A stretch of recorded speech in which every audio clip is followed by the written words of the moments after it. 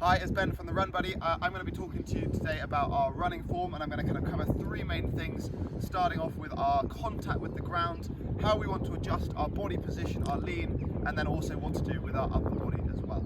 Okay, so starting off with, first of all, I think it's really important to note that there is a spectrum of running forms. Pros and elite athletes will run, some of whom with a heel strike, and some will prance on the tips of their toes as well.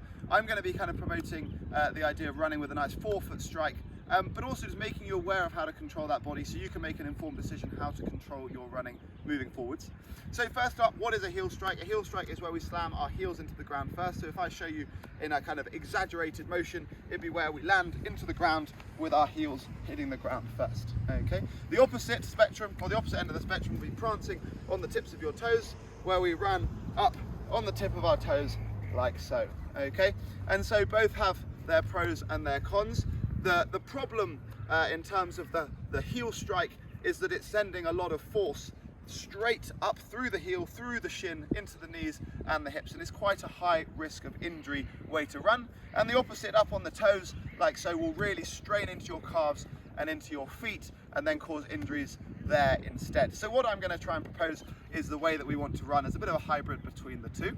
Okay, halfway between the two we would have a dead flat foot, which again is suboptimal. So a dead flat foot would be where we stomp and we hit with equal force going into the heel and into the front of the foot at the same time. Okay, if we ran like this, we'll be quite loud when our feet hit the ground. So what you want to think about instead is sending about 80% of your force through the knuckles of your feet, okay, with maybe 20% going through into the heels. Okay, what I like to say is, imagine you've got a jelly baby underneath the heels the heels within your shoe, and you can touch the jelly baby, but you also don't want to ruin the jelly baby. You've got to eat it later.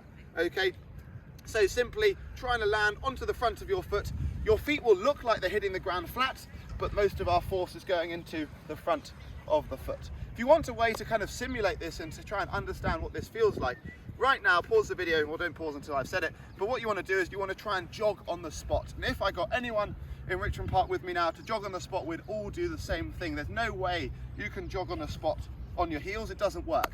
So if you jog on the spot, you will find the right landing point. You're soft into the front of the feet and maybe ever so slightly just touching that heel down, but not with any significant force. Okay, and that same contact is what we want to take forwards into all of our runs. Okay, and how do we do that? So the way we do that is we need to be kind of starting on the spot, jogging nicely, and then thinking about how we lean forwards.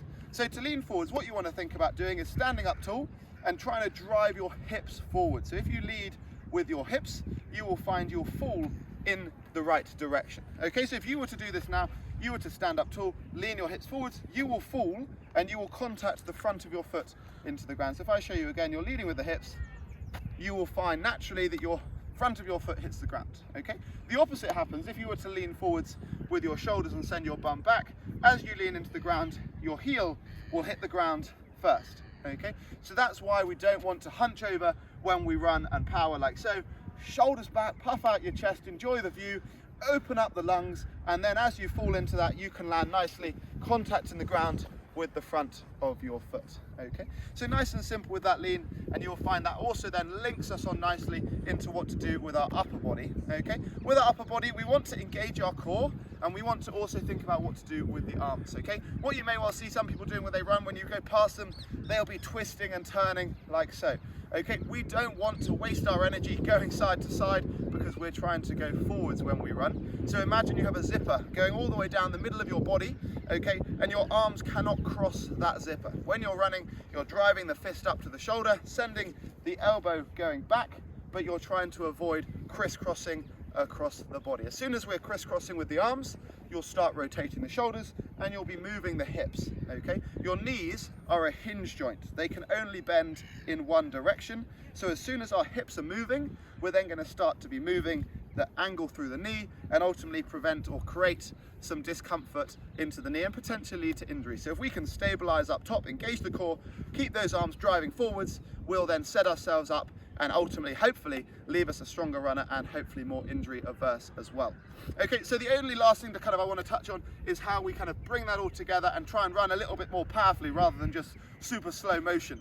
Okay, so when we try and run faster, our contact shouldn't need to change, but what will happen is we will drive the arms with more power and we'll pull the legs up behind us. So when you try and run faster, what you want to think about doing is trying to pull the heel up behind you more, engaging into your hamstring, okay?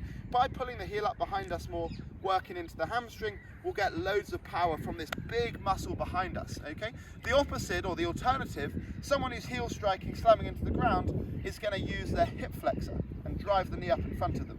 Our hip flexor is much weaker, a much smaller muscle than the hamstring, so you want to really think about pulling those heels up behind you. So if I was to show you running a little bit faster, what you want to think about is really getting that same contact, but pulling those heels up powerfully behind us, okay? So hopefully from that, lots to think about. You can try a lot of it where you are, maybe at home watching the video. Try jogging on the spot, landing softly into the ground. Try leaning forwards and see whether you're contacting with the front of the foot or the heel, and hopefully you benefited, you enjoyed listening to this. Let us know at the Run Buddy what you thought, and hopefully this will help you on your next run.